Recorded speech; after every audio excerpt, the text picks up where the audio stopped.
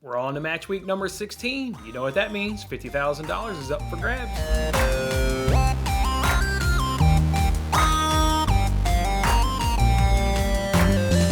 Hey, what's going on, everybody? Jason Mattis, of course, with Winning Bets. Thanks for checking out this episode.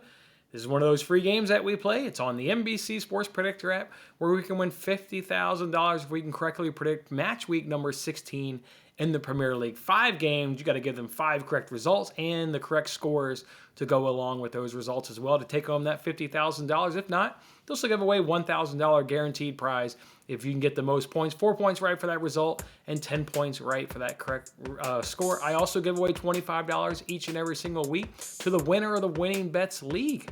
That's right. If you're not in that Winning Bets League, go grab that information from this video description and compete against your fellow Winning Bet supporters. Let's see who won last week. Keep in mind, last week wasn't worth $25 because we had a tie a couple weeks back. So last week was worth $50. So if we take a look and see who won $50 last week, it looks like it was the Full 90. That's their name right there. Love that name right there, the Full 90. And they did it with 32 points. So good work right there. They got 2 correct scores and 3 results. So excellent. Anytime you can get points in all 5 games, that is outstanding work. So good job, the Full 90. Make sure you hit me up on Twitter. Drop me your PayPal information, and I'll go ahead and send you $50. Otherwise, everybody, we're competing for $25 this week. And again, if you need the information to join the league, it's in this video description. Go ahead and do it. Good job, Full 90, and good luck, everybody else. Let's jump on this week's games. The first game is Norwich versus Manchester United. Look, let's talk about Norwich first, right? Everybody knows I'm a United fan. Let's talk about Norwich.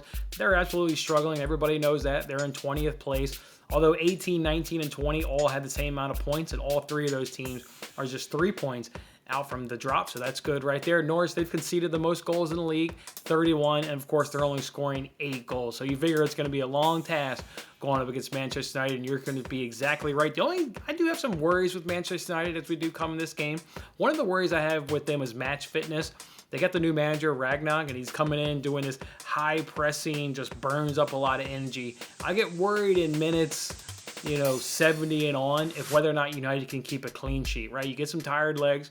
You can only make but so many subs, and he'll make them in the key areas where those guys are getting tired. But some guys on the pitch may be a little bit fatigued from running his, high pressing system that they just haven't quite adjusted to fully yet, as only been a handful of games. So the clean sheet, can United keep a clean sheet? That's what makes me nervous. And, Norwich is at home, right? If you're going to play your best and score goals, you're generally going to do it at home. So the clean sheet would have me a little bit nervous in this one. What also has me nervous is, as a Manchester United fan, I remember last season when we went down to West Brom, a team that was in last place, conceded the most goals in the league, and you thought you were just going to run them over, and you end that game with a 1-1 draw. So United has shown versus lower competition that they can slip up. A lot of those were up under Ole Gunnar Solskjaer, and obviously he's gone, but players still around. That's a mentality, and the mentality has been the last few seasons that they'll go on the road to lower, lesser clubs and let them get away with some amount of points. So that has me a little bit nervous, but maybe with the new manager, that won't quite happen. Obviously, I'm on United. Think they'll go ahead and handle Norwich pretty easily. Go ahead and give me that clean sheet. I'll say Manchester United 3-0. Clean sheets are tough, but they didn't allow much to Crystal Palace last week. They did a good job smothering them with that high press temp, and Palace is a team that I think is significantly better than Norwich. I think everybody would generally agree with that. So if they didn't do much, I don't think Norwich will. So give me that United clean sheet and 3-0. All right, the next one here is Brighton versus Tottenham, and I have no idea how you handicap this game and preview this game because Tottenham has 7 players who have gotten COVID-19, which is what Conte revealed in his press conference, his Europa League press conference the other day, but he didn't say the 7 players. So how are you going to make a prediction on this? You don't know if it's Hugo Lloris, you don't know if it's Harry Kane, you don't know if it's Son, you don't know if it's some slappy that, is going to ride the bench, a Winks or a Skip or something like that. I mean, you have no idea who these 7 players are. We won't see lineups before this game locks. So if you get this question, or if you get this game wrong, really just don't feel too bad. I think this one's really, really tough. Conte, though, he's been doing really good up in the Premier League now with Tottenham. 3 straight wins, results in all 4. Has only conceded 1 goal in those 4 games. Meanwhile, Brighton, they've been like the cardiac seagulls, right? Their last 2 games, they've gotten goals at the death to snatch up draws. So this is a team that's got some late fight in them, and they're not giving up. So I'll say Brighton 2-1 at home. Again, you don't know what lineups are. You don't know what players for Tottenham are out. Yeah, give me Brighton 2-1, but this one's really just a big unknown with Tottenham and their COVID situations. They've also appealed to the league to go ahead and get this match postponed to a later date, so that may also happen. This game may not happen. If that does happen and NBC swaps out another game, you guys have been absolutely fantastic of letting me know when these games put out any changes, whether it's for football or what have you, some of these other contests where generally I just don't know. I do a video and I do the research and then I move on to another contest because there's just so many to try and get to. Hey, if you guys catch wind that Brighton Tottenham's been postponed but also removed from this game, hit me up. We'll go ahead and get a new prediction for you guys for whatever game gets replaced here. All right, with that being said, though, let's go ahead and move it on along. We got Burnley going up against West Ham. West Ham's obviously by far the better team. I mean, no doubting right there. But Burnley is tough. Burnley is also tough as Turf Moor. And that's what scares me right here for West Ham in terms of them getting a result. They should get a result, and this should be a West Ham win.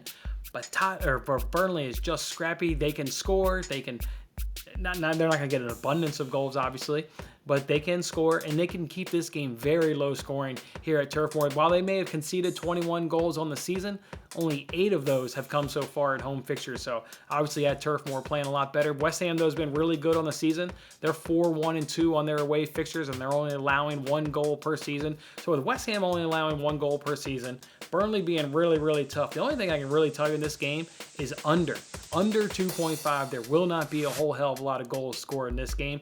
I'm going to go ahead and say in my prediction this one's going to be 1-1.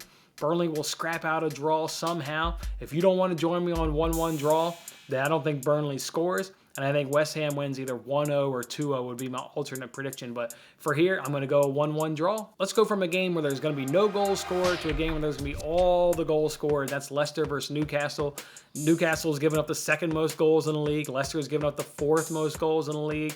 I mean, and the way they're giving up goals is just atrocious. The way they conceded to Southampton a couple weeks back. Leicester's just playing terrible. Bad to Villa, losing that game up over last weekend. Just terrible. Giving up a ton of goals. The last 3 of the last 4 head-to-heads, though, have gone to Leicester. So that's where I kind of feel like the quality shows up here. There may be goals, and there will be goals. Trust me, there will be goals, and as Newcastle creates enough opportunities, add that with Leicester and just how bad they are, you're going to get goals.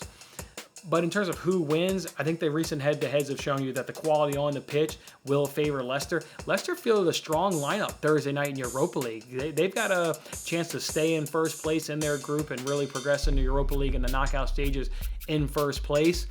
And it reflects in that lineup they fielded on Thursday night. So maybe that'll hurt their chances a little bit in terms of winning.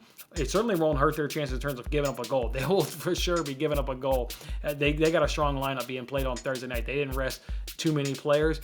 I do think Leicester's going to get the win, though. That quality, Eddie Howe just hasn't quite built his foundation yet over there at Newcastle. Give me the quality at home at the King Power Stadium. I like the Foxes in this one. This one will be 3-2, so go ahead and give me a Leicester 3-2 win. Then the last game we got here is Crystal Palace versus Everton. I don't feel good about this game on either way. Palace with 3 straight 1-goal losses, so they're playing tough. Everton's been in really bad form, but then they get a nice win up against Arsenal. They create a lot of chances. VAR took away a couple goals from them, but they just kept going and kept battling and even snatched up a late winner there against Arsenal. So that performance was just so outlier to what they've been.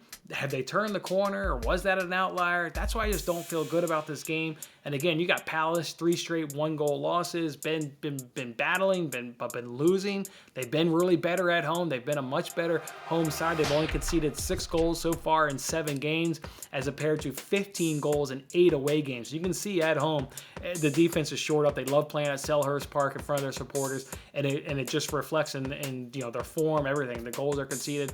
I don't feel good at this one. I'm going to give it to Palace, though. Being at home, they've been the better squad. I think their form has been more consistent.